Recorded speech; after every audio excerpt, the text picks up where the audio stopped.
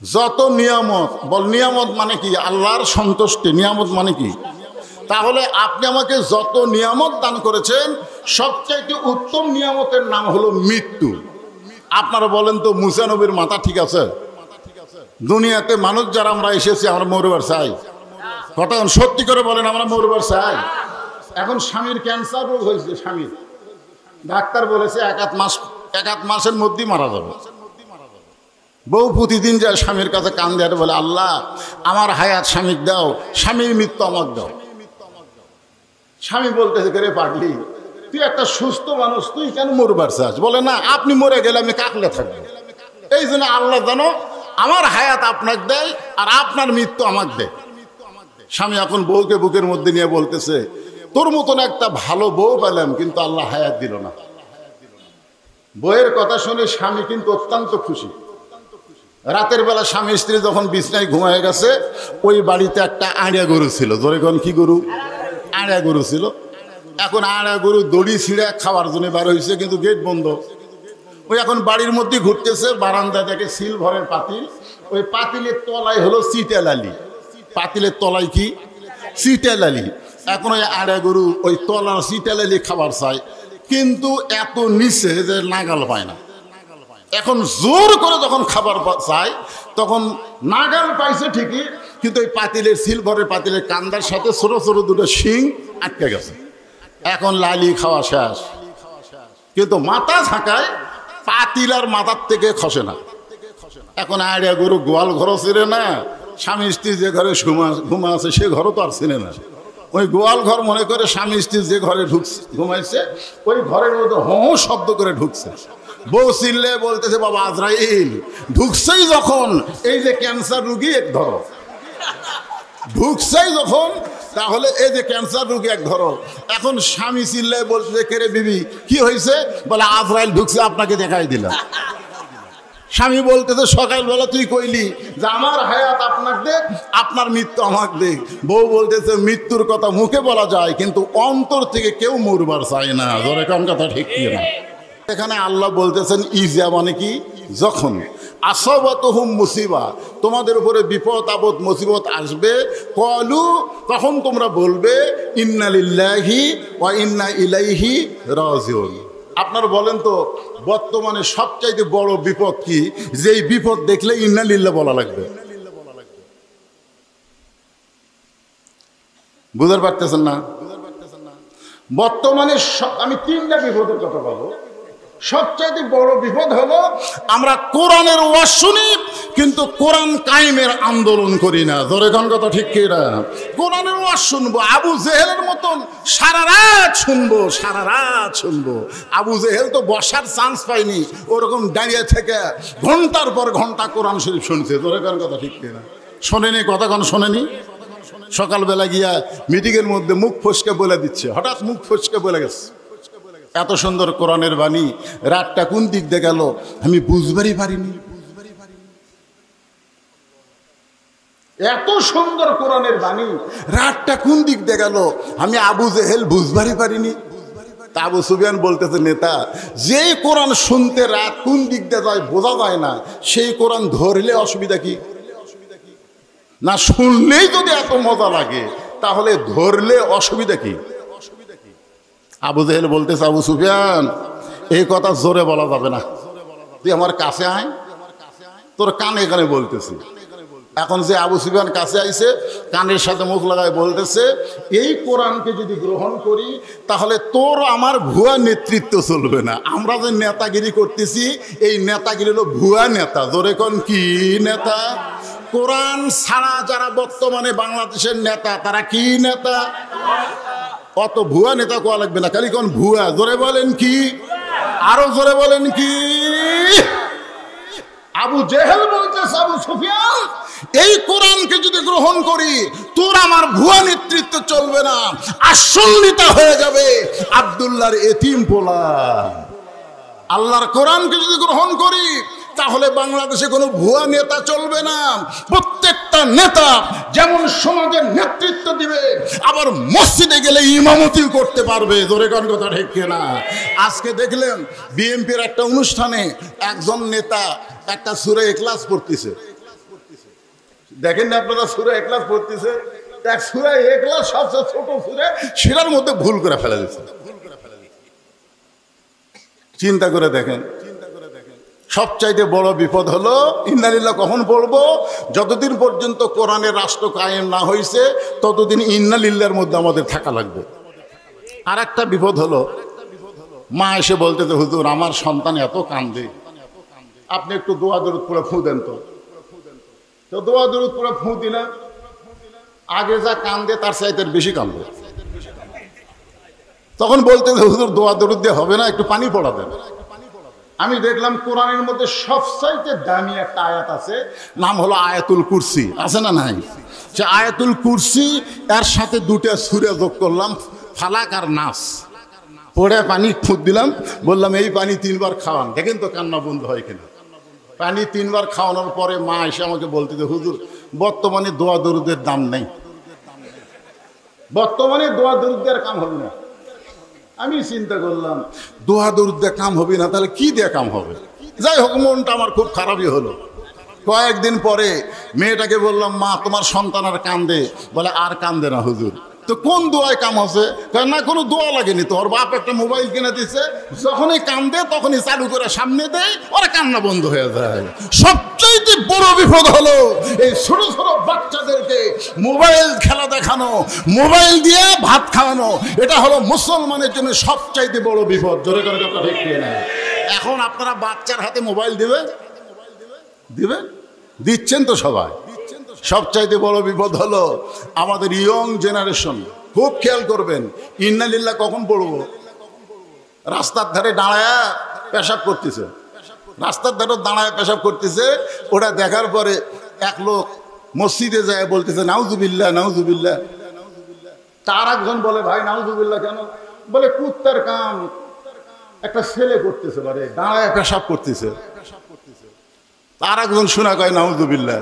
যে কয়জন শোনে সবাই মসজিদে নাউজুবিল্লাহ বলতেছে। আপনারা বলেন তো, ওই মসজিদের বারান্দায় যদি আমরা নাউজুবিল্লাহ 1000 জন বলি, ওই কি বসবি?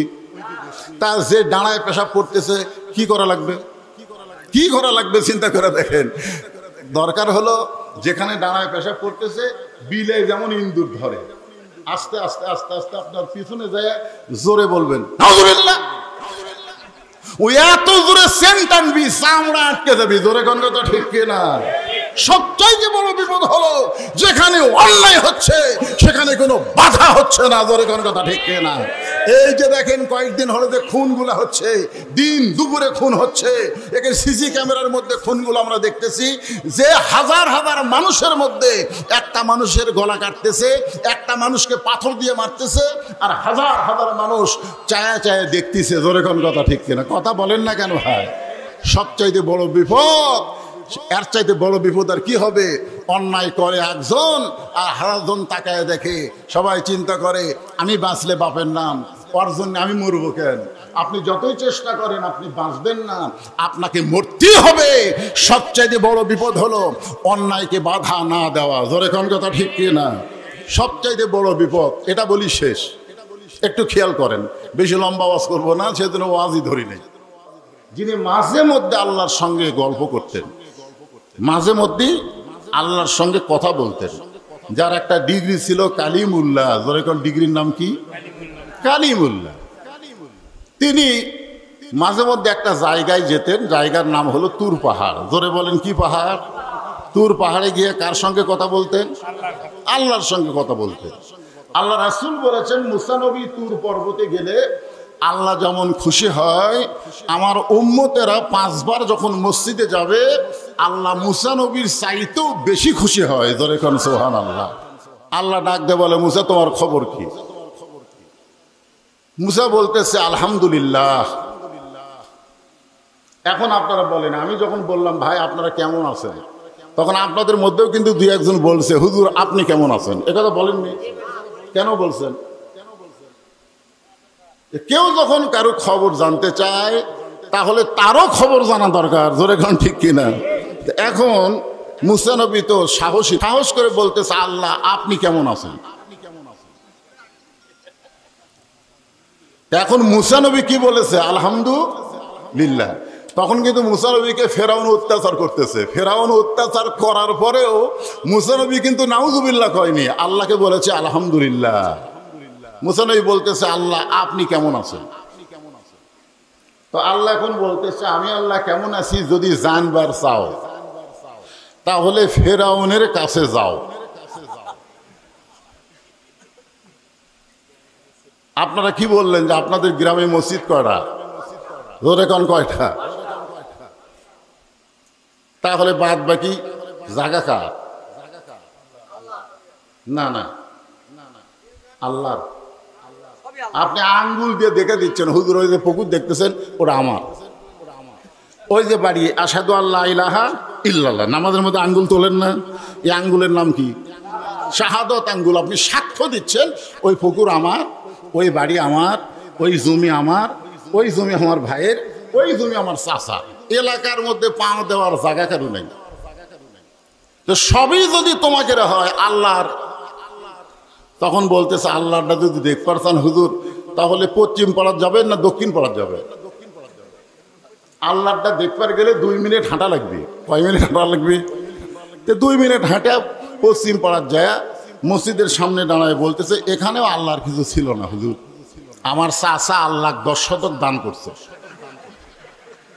এখানেও আল্লাহর কিছু ছিল না, যেটা দেখতেছেন না, এখানেও আল্লাহর কিছু ছিল না, আমার চাচা আল্লাহ 10 শতক দান করছে, আর আমরা টাকা পয়সা দিয়ে আল্লাহকে একটা ঘর বানিয়ে দিছি।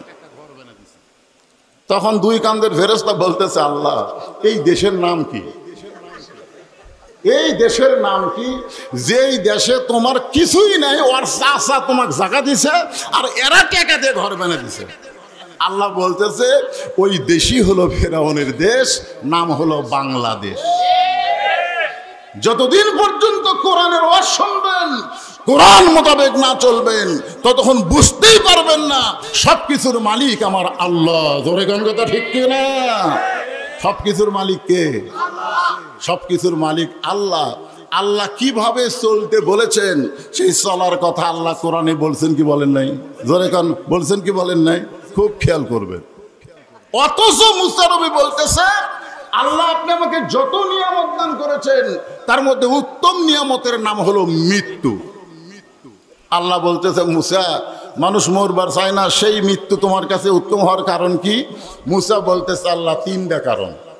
ধরে বলেন কয় কারণ? 1 নম্বর কারণ হলো না মরলে জান্নাতে যাওয়া যাবে না। সুবহানাল্লাহ বললেন। আপনারা মুসলমান মরে কোথায় যাবেন? এই মুসলমান মরার পরে কোথায় যাবেন?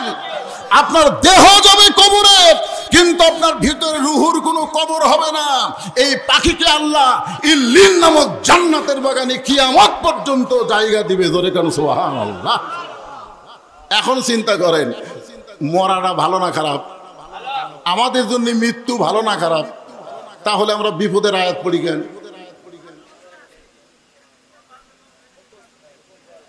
না না না, এই যে মরে আমরা যাচ্ছি কোথায়? আমাদের কাছে দুনিয়া ভালো না আখিরাত ভালো? আল্লাহ কোরআনে বলতেছেন বাল তুসিরুনাল হায়াতাদ দুনিয়া ওয়াল আখিরাতু খায়রুন ওয়া আবকা। তোমাদের জন্য সুন্দর করে আখিরাতকে আমি আল্লাহ তাআলা সাজায় রাখছি। তুচ্ছ দুনিয়ার মোহে তোমরা মোহে হয় না। 3 তলা 4 তলা বাড়ি বানায়া তুমি বারবার ঘাড় কাট করে দেখতেছো, এরকম করে দেখতেছে। দেখে না? কি দেখতেছেন ভাই? প্রায় 5 তলার ভিত দিছি হুজুর, 3 তলা হচ্ছে, রড বার করে তুছি হুজুর, আর 2টা তলা করে মরবার পারলেও শান্তি আছে। আপনারা বলেন তো এই মানুষ না পাগল যে 5 তলার ভিত দিছি 3 তলা হচ্ছে আর 2টা তলা করে মরবার পারলেও শান্তি আছে? তুমি 5 তলা করে দুনিয়ার থেকে কবরে যাওয়া তুমি শান্তি কেমনে বুঝলা?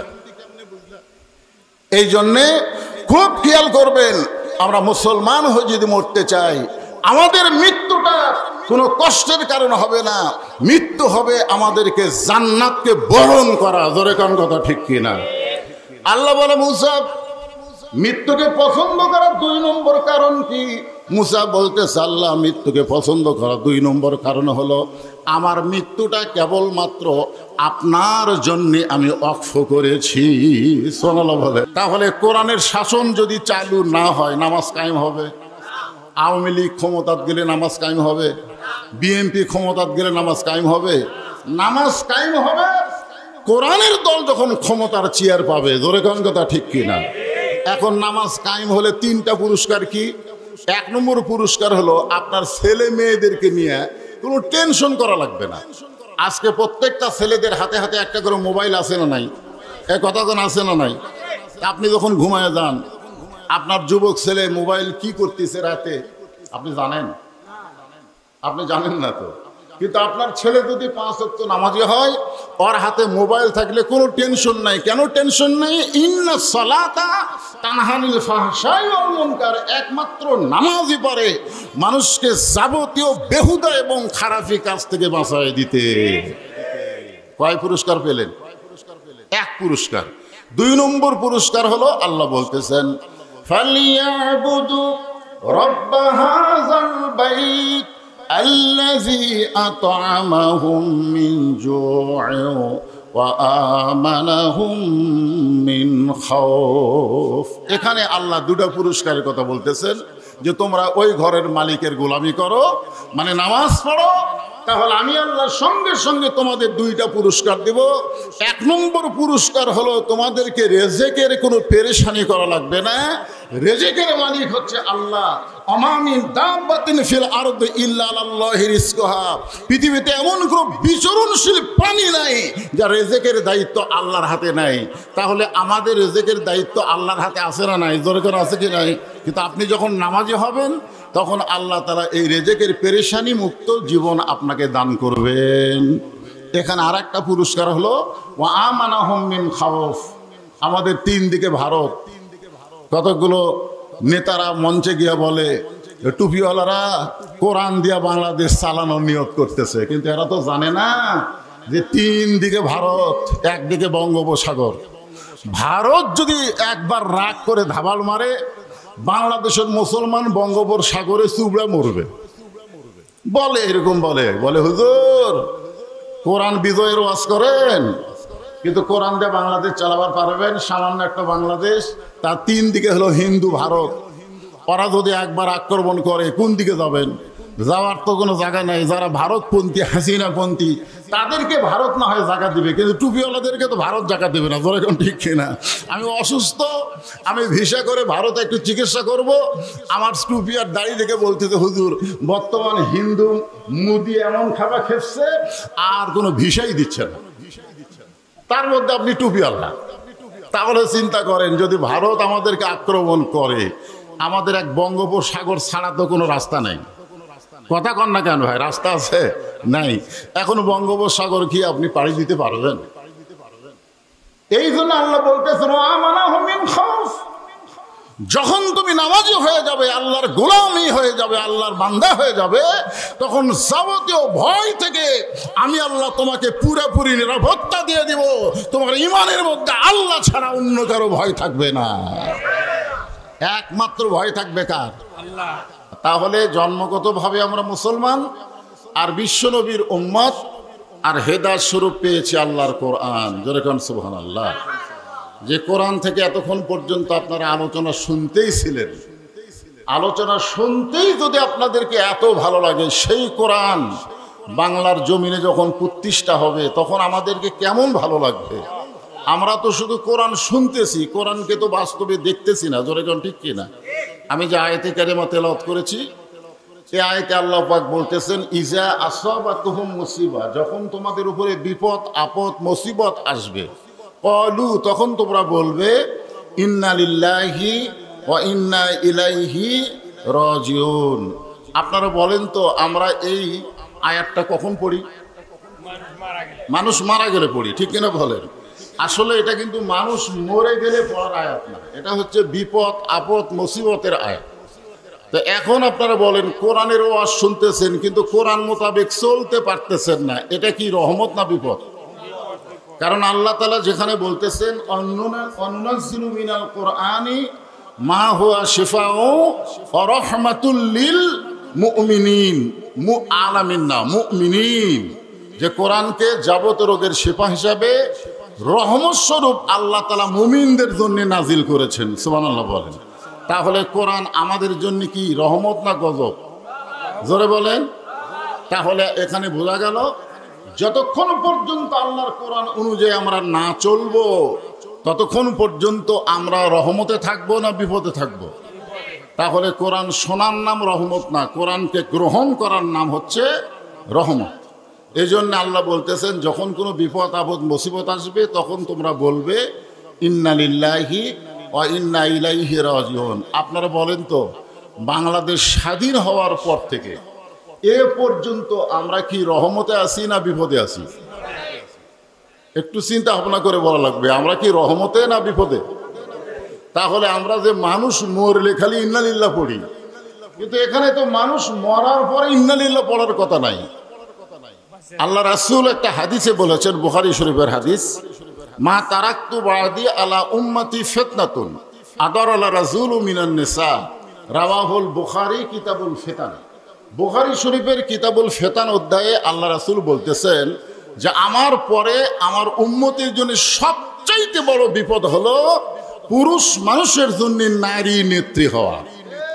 এখন আপনারা বলেন, খালেদা জিয়াই বলেন আর শেখ হাসিনা বলেন, হিসাব করে দেখেন তো কত বছর? না না না, 15 আর 10, 25 ধরেন 26-27 বছর ধরে আমাদের বাংলাদেশে পুরুষ মানুষ থাকার পরেও নারী নেতৃত্ব। জোরে কোন কথা ঠিক কিনা? তাহলে কত বড় বিপদে আমরা ছিলাম যে আমাদের উপরে নারীরা নেতৃত্ব করেছে। আমরা সেই বিপদ থেকে আপাতত কি মুক্ত। আগামীতে বিএনপির নেতারাও বলতেছে যে আগামীতে যদি আমরা বিজয়ী হই প্রধানমন্ত্রী হবেন তারেক জিয়া। তার মানে বোঝা গেল মেয়ে মানুষ আসার আর কোনো সম্ভাবনা নাই। তাহলে একটা বিপদ থেকে আল্লাহ আমাদেরকে রক্ষা করছে, আলহামদুলিল্লাহ বলেন। এখন ইন্না লিল্লাহি ওয়া ইন্না ইলাইহি রাজিউন, খুব খেয়াল করবেন যে যখন বিপদ আপদ মুসিবত আসবে তখন কলু, আল্লাহ বলতেছে তোমরা বলো ইন্না লিল্লাহি ওয়া ইন্না ইলাইহি রাজিউন। এখন আপনাদের কাছে আমার প্রশ্ন, ওয়াজ না, আপনারা একটু উত্তর দিবেন তো, যে মানুষ মরলে আমরা কেন এ আয়াত পড়ি না? অন্য সময় তো আমরা পড়ি না, কিন্তু মানুষ মরলে কেন পড়ি? আপনাদের কাছে মানুষ মরা বিপদ হতে পারে, কিন্তু মুসলমান মরা বিপদ না। খুব খেয়াল করবেন, মানুষ মরা বিপদ কিন্তু মুসলমান মরা বিপদ। তাহলে আল্লাহ কেন বললেন লা তামুতুন্না ইল্লা ওয়া আনতুম মুসলিমুন, যে তোমরা মুসলমান না হয়ে মরো না? এ কথা আল্লাহ কেন বললেন? আল্লাহ কোরআনে বলতেছেন আল্লাহ তাখাফ, মনোযোগ দিয়ে শুনবেন, আল্লাহ তাখাফ, তোমাদের কোনো ভয় নাই, ওয়ালা তাহজান, তোমাদের কোনো চিন্তা নাই, ও আবশিরু বিল জান্নাত, তোমরা যদি মুসলমান হয়ে মরতে পারো মরার সঙ্গে সঙ্গেই তোমাদেরকে জান্নাত দিয়ে বরণ করা হবে। তাহলে মুসলমান হয়ে যদি মরি তাহলে আমরা এই বিপদের আয়াত কেন পড়ি? মুসলমান হ্যাঁ মরিচ্ছে না দেখে তো বিপদের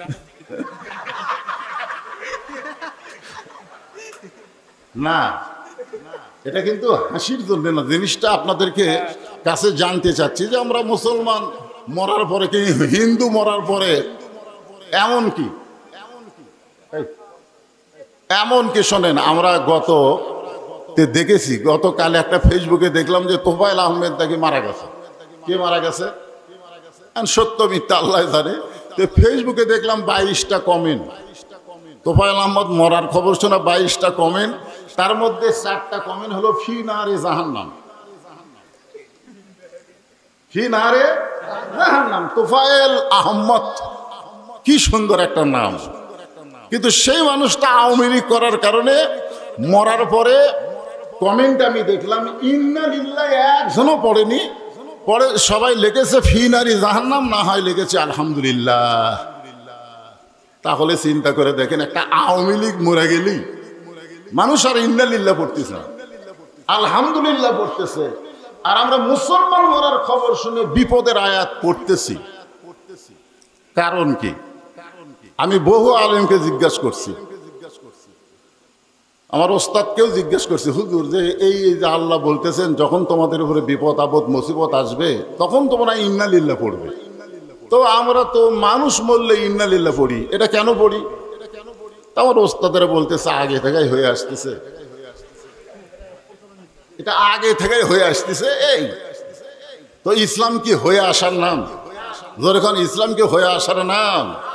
ইসলামকে বুঝতে হবে, ইসলামকে জানতে হবে, ইসলামকে মানতে হবে। যেরকম কথা ঠিক কিনা? হ্যাঁ, আপনি তো অজগবি মানতে পারবেন না, আগে আপনাকে বুঝতে হবে। এখন আজকে আয়াতটা নিয়ে আমরা খুব খেয়াল করব।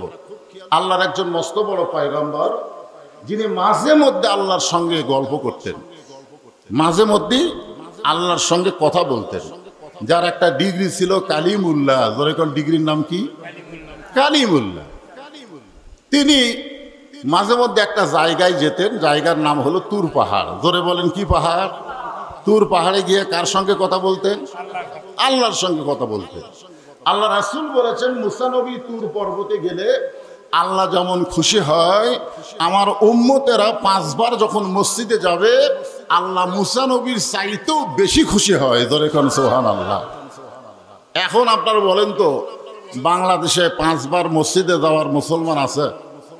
কথা কন না কেন? আছে তো। 5 বার যদি মসজিদে না যায়, 5 বার যদি মসজিদে না যায়, একজন পুরুষ মুসলমানকে আমি বলতেছি, আপনি যদি 5 বার মসজিদে না যান, রাসূল বলেছেন, মান তারাকা সালাতু মুতাম্মিদান ফাকাত কাফারা। ইচ্ছা করে 1 ওয়াক্ত নামাজ যারা বাদ দিল, তারা আল্লাহর সঙ্গে কুফরি করলো।